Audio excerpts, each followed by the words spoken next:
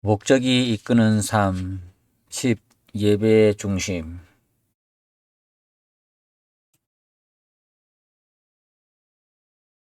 예배의 중심은 하나님께 드리는 것이다. 항복이라는 말은 복종이라는 단어만큼 사람들이 싫어하고 인기가 없는 단어이다. 그것은 패배를 의미하며 그 누구도 패배자가 되고 싶어 하지 않는다.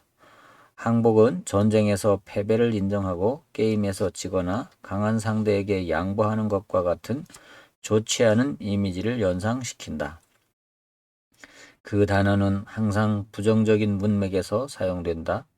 예를 들어 체포된 범죄자는 치안 관계자들에게 넘겨지다 라고 표현할 때, 오늘날의 경쟁적인 문화 속에서 우리는 노력하고 시도하는 것을 멈추지 말고 절대 포기하지 말고 절대 항복하지 말라고 배웠다. 그래서 우리는 항복하는 것에 대해 많이 듣지 못했다.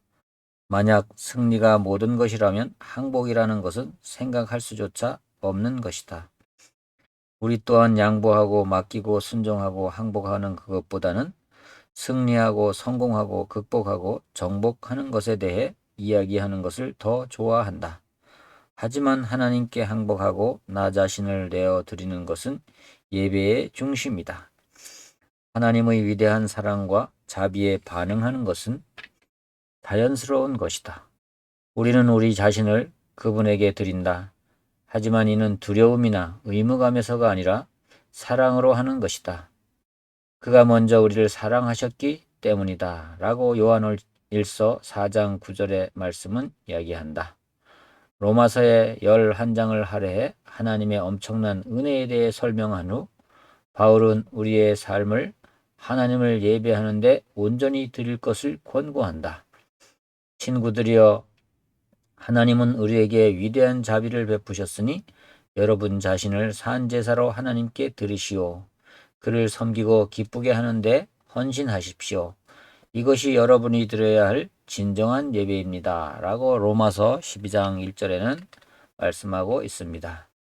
진정한 예배, 하나님께 기쁨을 드리는 것은 우리가 하나님께 우리 자신을 완전히 내어드렸을 때 가능하다.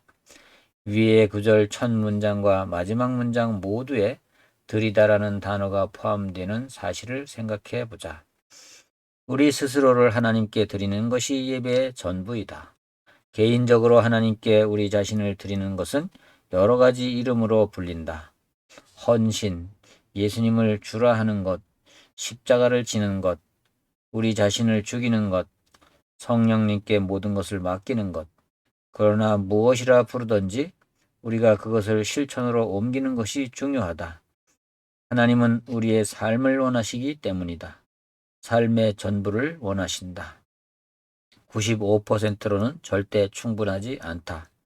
우리가 완전히 하나님께 삶을 드리는 것을 방해하는 세 가지 요소가 있다. 두려움, 자만, 그리고 혼란이다.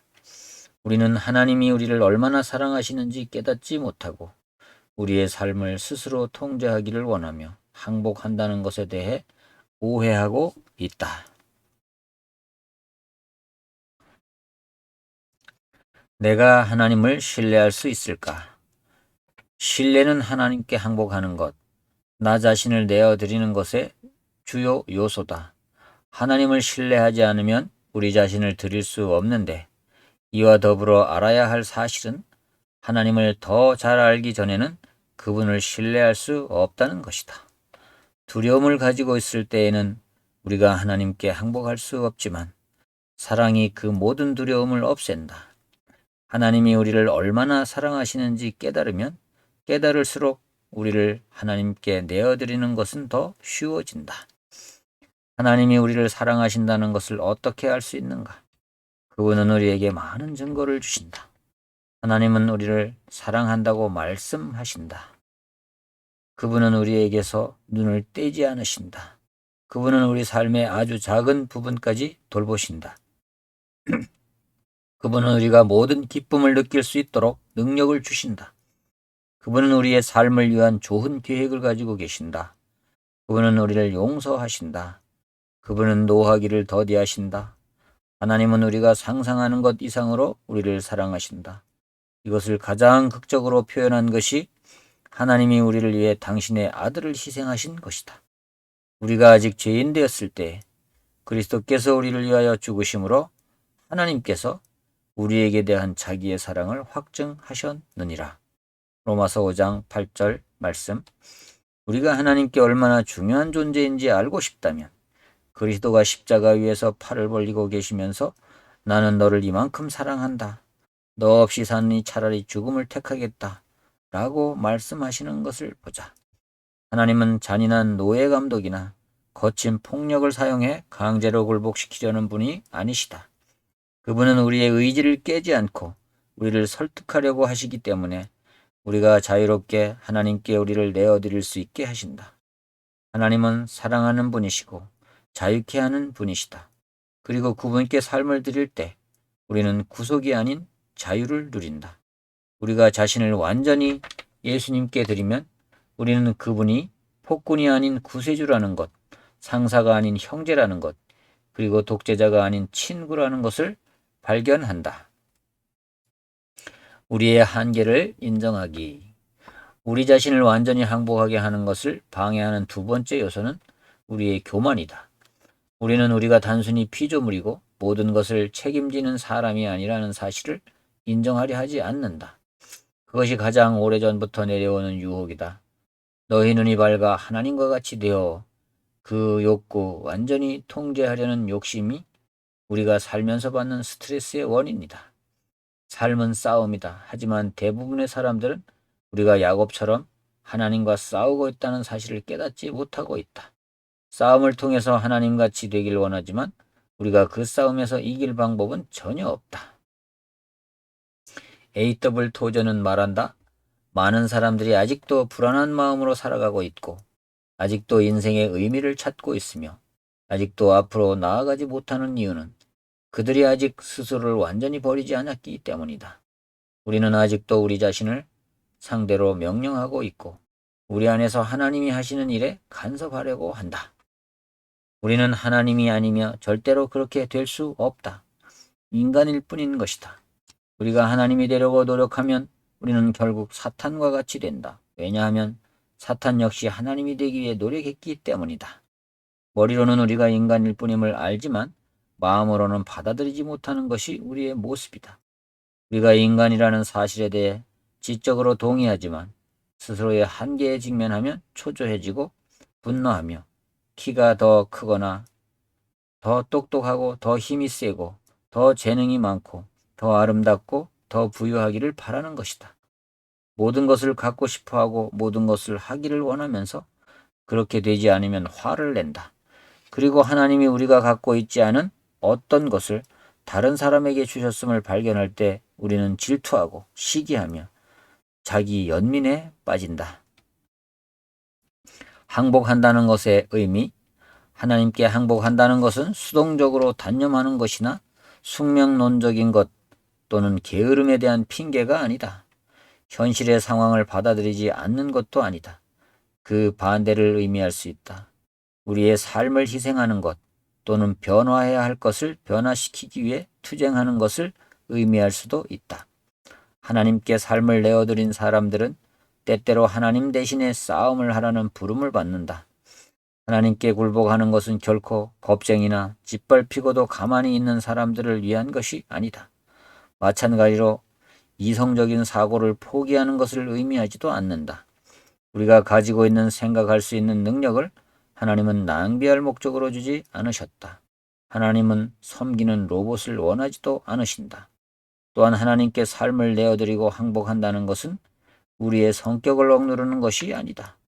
하나님은 우리의 독특한 성품을 사용하기를 원하신다. 우리의 독특한 성품은 하나님께 드릴수록 더 강화된다. C.S. 루이스는 말했다. 우리가 하나님께 더 많이 항복할수록 우리는 더 진정한 우리가 된다. 왜냐하면 하나님이 우리를 만드셨기 때문이다. 그분은 처음부터 우리 모두를 다르게 창조하셨다. 내가 그리스도를 믿고 내 자신을 그분의 인격으로 채울 때 비로소 나는 진정한 내 인격을 갖기 시작한다. 항복하는 것은 순종을 통해 가장 잘 표현된다. 우리는 그분이 요구하는 모든 것에 대해 예, 주님이라고 말하는 것이다. 사실 아니요 주님이라고 말하는 것은 모순이 될 수밖에 없는데 우리가 순종하기를 거부하면서 예수님을 주님이라고 부를 수 없기 때문이다.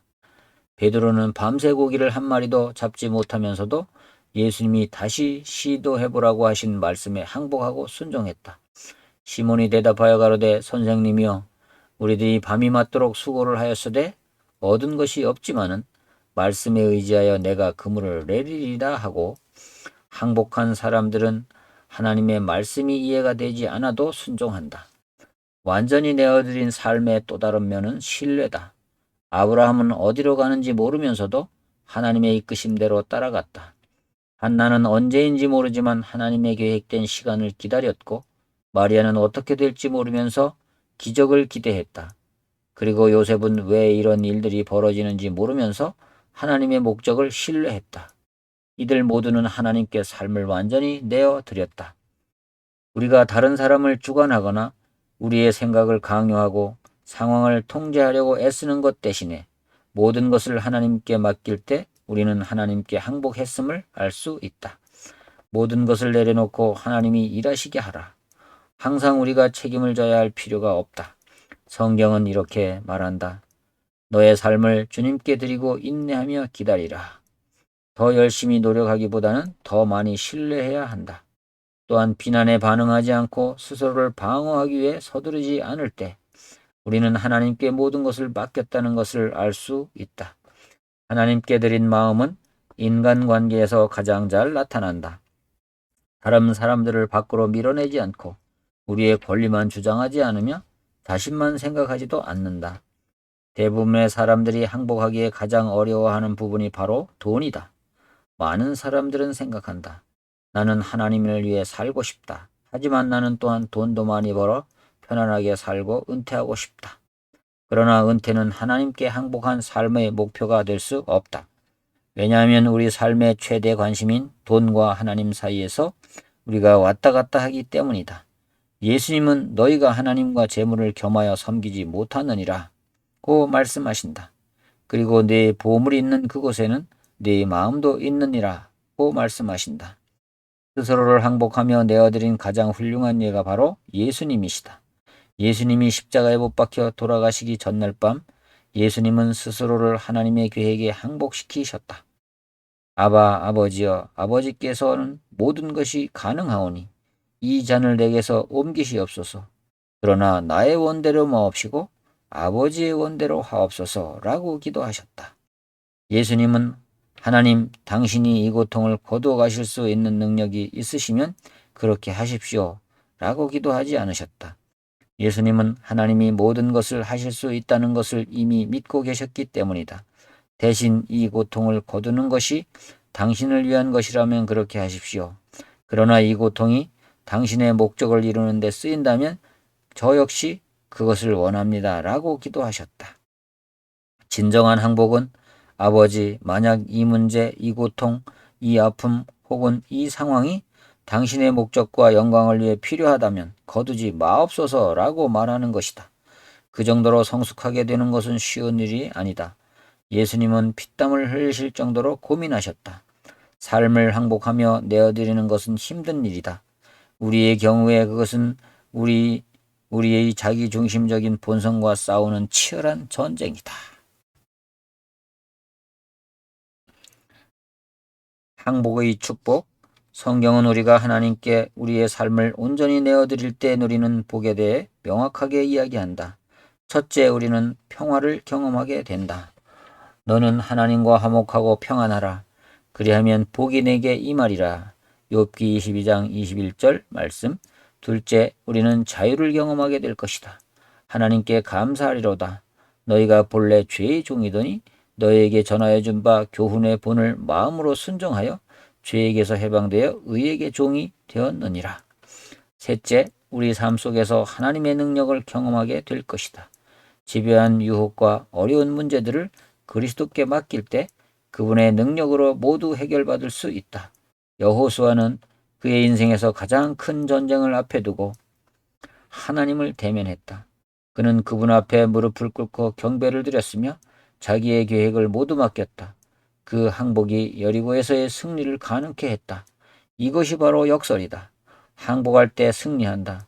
하나님께 항복할 때 우리는 더 강해진다.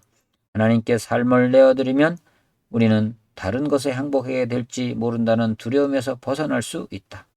구세군의 창시자 윌리엄 부스는 말했다. 인간의 능력이 어느 정도 위대한지는 그가 얼마나 하나님께 삶을 들었는지에 따라 설명될 수 있다. 하나님은 항복한 사람들을 사용하신다.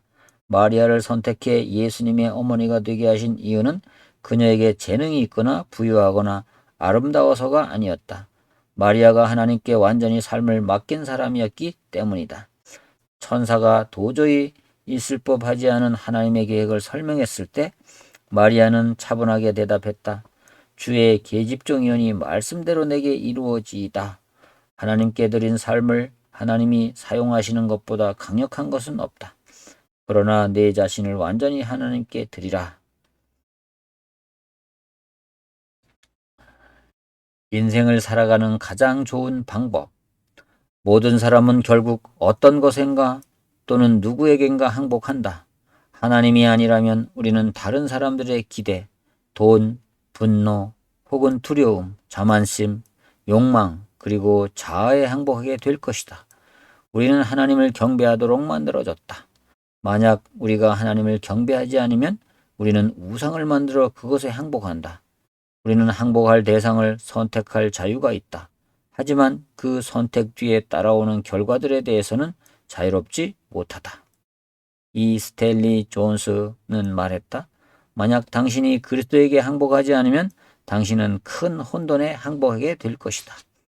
하나님께 삶을 드리는 것이 가장 좋은 삶의 방법일 뿐 아니라 유일한 삶의 방법이다. 다른 어떤 것도 안 된다.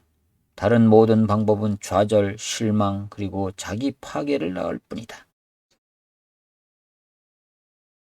킹 제임스 성경은 항복을 너의 마땅한 섬김이라고 말한다.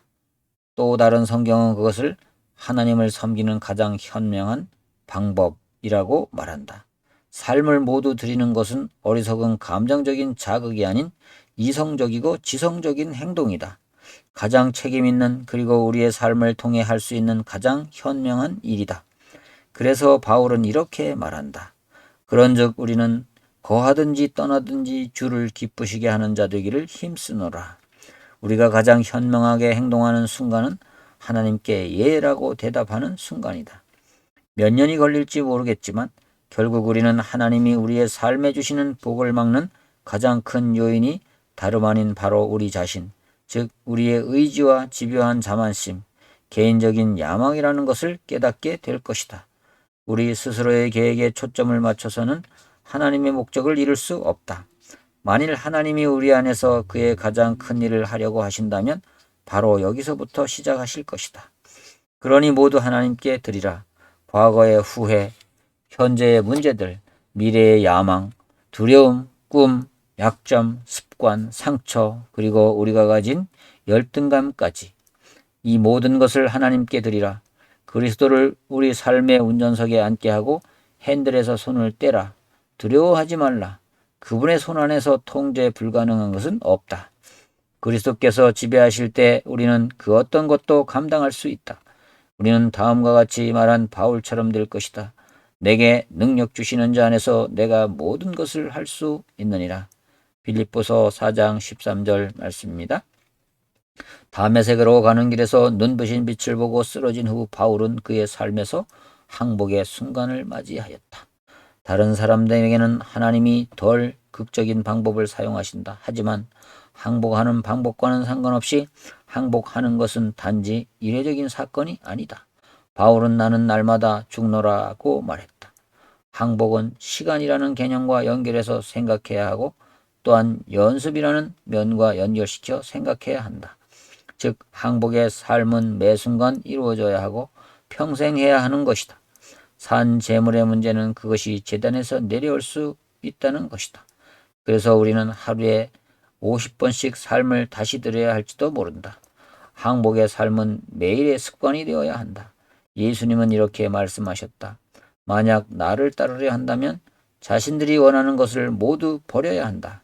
나를 따르기 위해 매일매일 자신들의 삶을 기꺼이 포기해야 한다. 한 가지 경고하고 싶다. 우리가 완전히 행복한 삶을 살기로 결심할 때 그 결심에 따르는 시험이 있다. 때로는 그것이 불편하고 사람들이 좋아하지 않으며 비용이 많이 들거나 불가능해 보이는 일을 하게 되는 것을 의미할 수도 있다. 하려고 마음먹은 것의 정반대의 것을 하게 되는 경우도 있다. 대학생 선교회의 창립자로 20세기의 가장 위대한 크리스천 지도자 가운데 한 사람은 빌 블라이트이다. 전 세계에 있는 선교회 회원들과 사형리 소책자 그리고 10억 명이 넘게 본 영화 예수를 통해 1억 5천만 명 이상의 사람들이 그리스도에게로 돌아왔고 그들은 천국에서 영원한 삶을 누리게 될 것이다. 어느 날 내가 빌에게 이렇게 물었다. 빌, 왜 하나님이 당신을 사용하시고 당신의 삶에 그렇게 많은 복을 주시는 걸까요? 그는 이렇게 대답했다. 젊었을 때 나는 하나님과 계약을 맺었네. 나는 직접 계약서를 쓰고 밑에 서명을 했는데 거기에 바로 이날부터 나는 예수 그리스도의 종이다 라고 썼다네.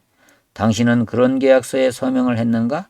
아니면 아직도 당신의 삶을 통해 하나님이 원하시는 것을 하려고 하실 때 하나님과 논쟁하고 싸우고 있는가? 이제는 모두 내어드릴 때다. 하나님의 은혜, 사랑, 그리고 그분의 지혜에 모두 항복해야 할 때이다. 내 삶의 목적에 대하여 예배의 중심은 항복이다.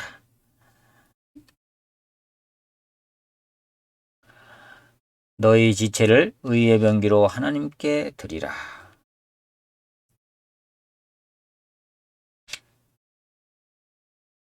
삶으로 떠나는 질문입니다. 나는 삶의 어떤 부분을 하나님께 숨기고 있는가? 목적이 이끄는 삶 10번째였습니다.